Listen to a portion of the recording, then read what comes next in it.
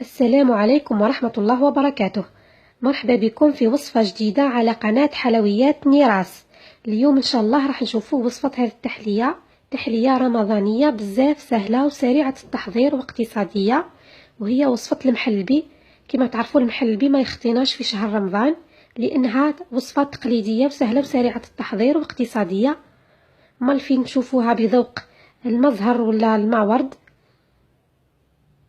واليوم ان شاء الله راح نعملها لكم بذوق الشوكولا. تجي من اروع ما يكون ويجي قوامها كريمي وخفيف. صدقوني وصفة من اسهل واروع ما يكون. دون اطالة نخليكم مع المقادير وطريقة التحضير.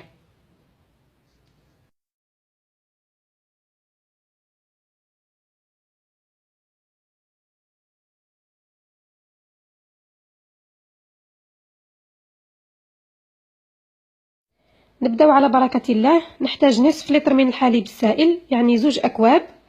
نحتاج 60 غرام من السكر، راح نعبر لكم بالملعقه بعد شويه.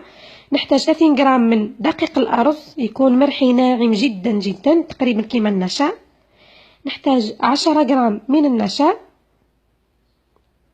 15 غرام من بودره الكاكاو المر، 50 غرام من الشوكولا اي نوع تفضلوه بالحليب او سوداء. نحتاج رشه ملح والقليل من الفانيلا. نبداو الطريقه باذن الله. نبدا نحط المواد الجافه. نبدا اولا بالسكر اللي قلت 60 غرام، تقريبا 4 ملاعق. اللي تحب الحلاوه تقدر دير اكثر. دقيق الارز ملعقتين كما تلاحظوا هنايا، تقريبا ملعقتين وربع. بالنسبه للنشاء هذه الملعقه الاولى تقريبا ممسوحه، ونصف ملعقه تقريبا من النشاء ملعقه ونصف. والكاكاو ملعقتين ممسوحتين كما تلاحظوا هنا. نخلط هذه المكونات الجافه مع بعض جيدا باش يتحلوا لي هذوك الحبيبات الموجوده في الكاكاو. نضيف عليهم الحليب ونواصل الخلط.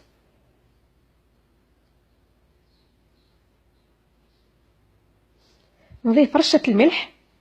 نخلط بهذه الطريقه ونحط الكسرونه تاعي على نار متوسطه مع التحريك المستمر. ما تغفلوش ابدا عن التحريك، لان راح نجيب ملعقه ونحاول اني نحل هذوك الحبيبات تاع الكاكاو اللي مازال ما ذابوليش.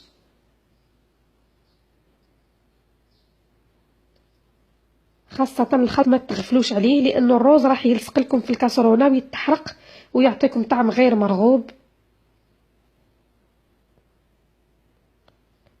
وكما سبق لي وذكرت دقيق الارز لازم يكون ناعم جدا. هنا راهي بدات تعقد معايا، راح تشوفوا لونها كيف يتغير.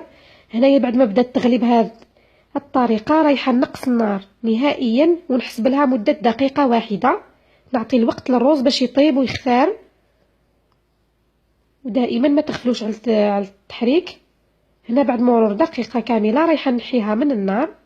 نضيف عليها الشوكولا، نضيف الفانيلا. نستعمل فانيلا بودره، تقدروا تستعملوا السائله. ونضيف القليل من القهوه سريعه الذوبان اللي يمكن تستغناو عليها. نخلط حتى نشوف هذيك الشوكولا ذابت. نضيف الان ملعقه صغيره من الزبده تكون ممتلئه جيدا وتقدروا تستغناو عليها. ومباشره نفرغ الخليط تاعي في القوالب اللي رايحه نقدم فيهم. هذه الكميه تقريبا تكفي ل3 اشخاص.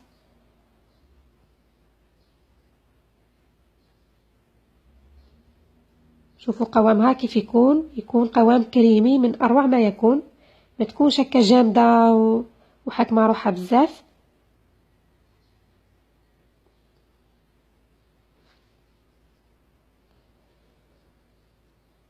نجيب الان عود اسنان ونحاول اني نسوي به الخليط باش نتحصل على شكل املس.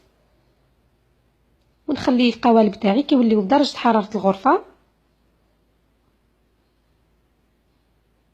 هنا راح نغطيهم ونحطهم في الثلاجه يبردوا تقريبا لمده 3 أو 4 ساعات. هنا بعد مرور 4 ساعات راح نخرجهم من الثلاجه. راح تلقاوهم تماسكوا. راح نعمل لهم تزيين بسيط. استعملت القليل من المكسرات كما تلاحظوا هنايا، هرمشتهم ورايحه نحط كميه صغيره. تقدروا تزينوا بالحاجه اللي تحبوها، شوكولاته مبشوره او كريمه مخفوقه الشيء اللي تحبوه متوفر عندكم في البيت.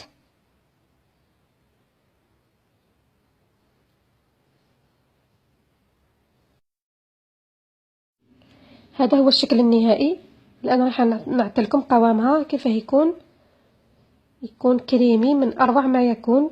واهم شيء انه الوصفه بزاف سهله اقتصاديه وتحضروها في 5 دقائق. وتغيير شويه على المحلبي اللي مالفين نعملوه، مالفين نعطروه بماء الزهر وماء الورد. راح نبدلو شويه.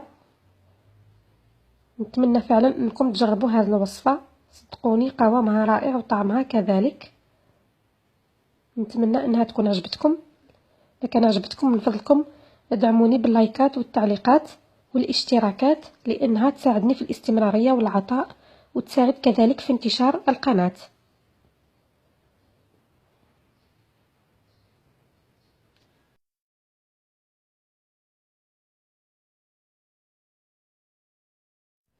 والآن راح نخليكم مع صور مجموعة من الأطباق الموجودة في القناة، واللي راح نخلي لكم روابط الفيديوهات في صندوق الوصف.